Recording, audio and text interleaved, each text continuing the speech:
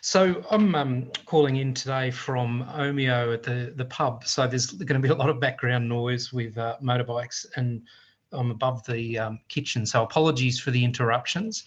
So I am talking to you as an employee of Mondo, and Mondo is a subsidiary of AusNet Services.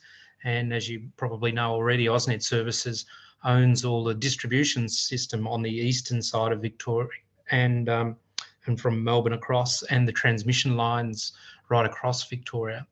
And there's a huge amount of work going on by Mondo and AusNet, and in fact all the distributed network providers across Australia, how we go about transitioning to an energy supply that's based on renewables rather than the legacy we've got of coal fire and other fossil fuel means of generation.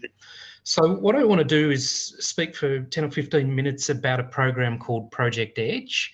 And really it's an attempt to resolve that question. How do we transition our electricity system, both network and market, to one based on renewable energy? And so one of the things I guess we know is that the way that the electricity network has been built is it's designed to transfer electricity from large coal-fired power plants in Victoria, primarily that is obviously in the Latrobe Valley, to all we passive consumers. And community energy, renewable energy and storage systems are making the possibilities very different. And that's the emphasis of Project Edge. And EDGE stands for Energy Demand and Generation Exchange. And the interesting thing about it is that it's a 3-year trial being funded by ARENA, the Australian Renewable Energy Agency, and both AusNet Services and Mondo are partnering with the Australian Energy Market Operator. And at the end of the 3-year trial, and we're a year in now, that will become the platform for the national trading and operation right across the national energy market, which is the eastern seaboard, starting in far north Queensland, spreading right down to South Australia and including Tasmania as well. So we're quite excited about introducing this across the Hume region, and then that being the basis of the new national way we trade renewable energy. And interestingly, my slide pack's not advancing, so I might have to stop. Oh, there we go. And there's two other critical drivers in here, and I think Dennis has given a nice introduction to both of these already. And climate change is really radically changing the way that the networks and the regulators are thinking about electricity. And even just in the last 6 months, AusNet Services has experienced 3 major outages, and the most recent one on the 29th of October, we had 400,000 customers offline. And it's regarded that it's a really important risk management strategy transferring over to renewable energy, because you can localise the power supply, and then when things go wrong, you don't have to have whole regions offline. We can do it in a much more concentrated way, and therefore improve things more quickly. And Dennis has also spoken about the changing technology and the remarkable capability of renewable energy systems, solar, batteries, wind, smart control systems, to be able to put the power and the strength in the hand of individuals, and whether they're residential properties or business owners or community facilities. So at this stage, there is 3 phases of Project Edge. Hume 1 is already underway in Yackandandah and Beechworth, and we're really excited to know there's 50 households in that portion of the trial, and 17 of those are new batteries, and the other 33 are people who already had battery systems in place from various programs and microgrids. Hume 2 is also underway, and we had our first public meeting on Thursday last week. And in Hume 2 and right across Strathbogie Shire, the goal is to get 20 residential customers participating and 14 businesses. And the definition really of participating is that people are receiving support to either use or purchase a battery.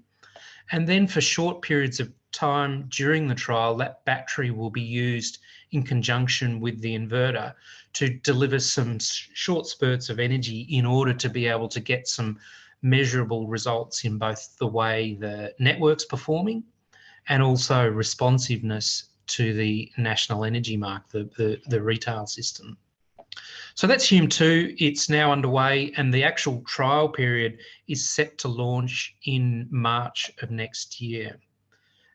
And Hume 3, and probably of most relevance to the people watching here now, is set to be underway by November 2022, with a goal of having 200 or more residential properties and 30 or more businesses, all with batteries, all agreeing to allow their batteries to be used as part of the trial.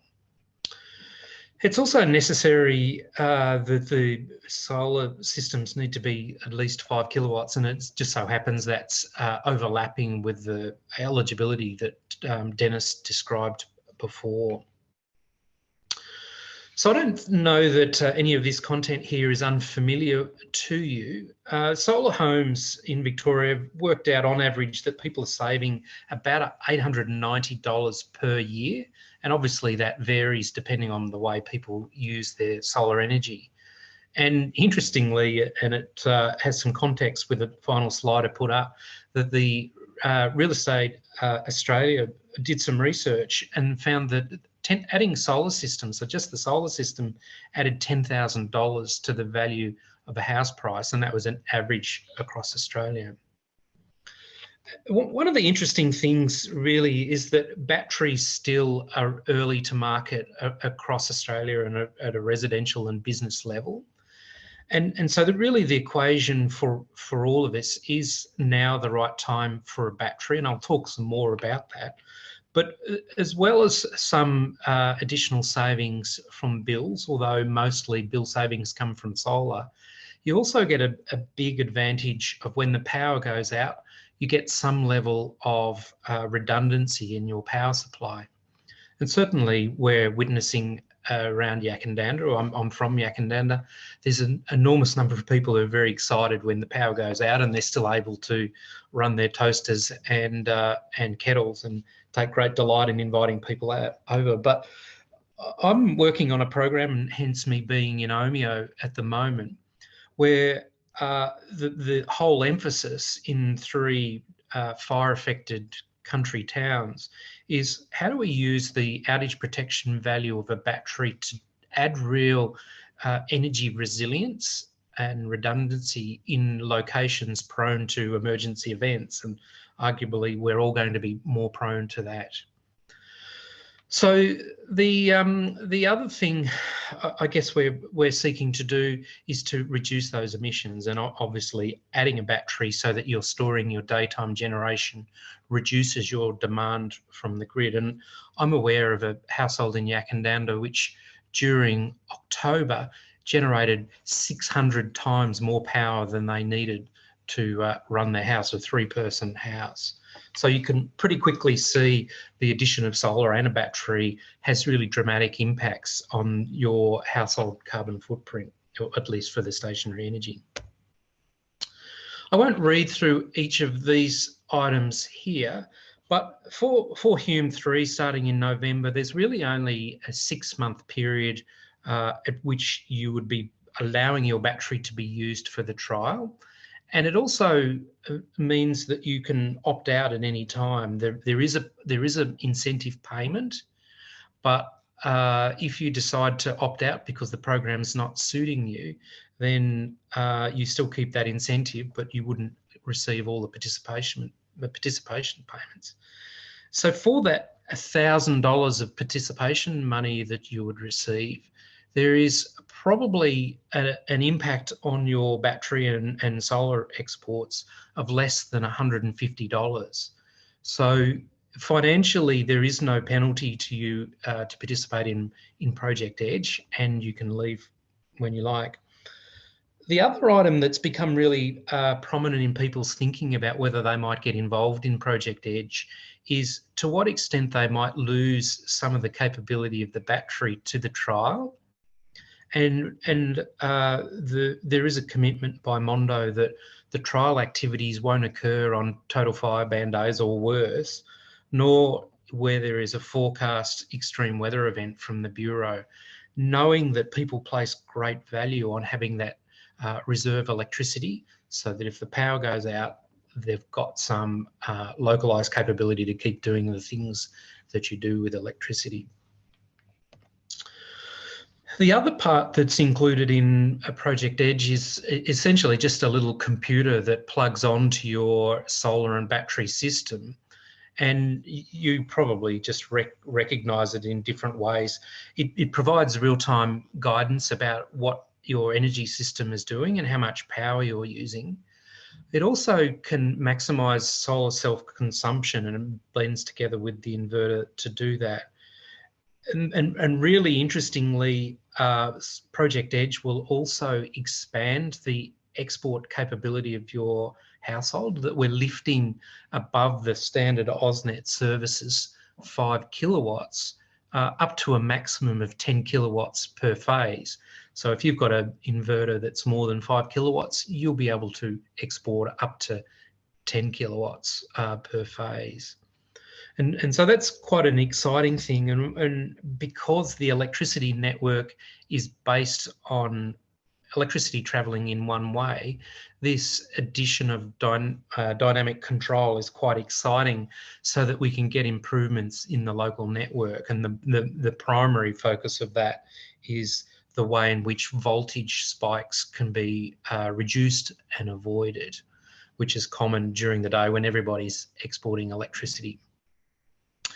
And the other part to that is that dynamic control can interact in a responsive way to what's happening with the electricity market. So if prices are going into negative or they're really high, that we can, with some agreed principles, adjust the way the energy system's operating.